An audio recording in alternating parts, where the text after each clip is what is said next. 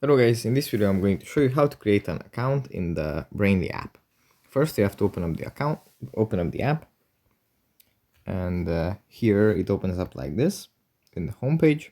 From here we just go into the bottom right corner, tap on profile, and here we can tap on join Brainly community, and here we can log in if we already have an account, or we can just continue with either Google or Facebook.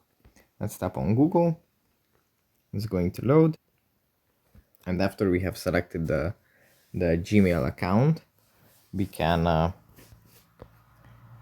continue with completing these informations, and then just tap on continue, and our account is pretty much created.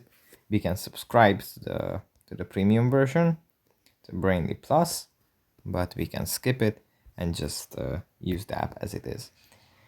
So yeah, that's pretty much it for this video. Hope it was helpful for you guys, and I'll see you in the next one. Bye.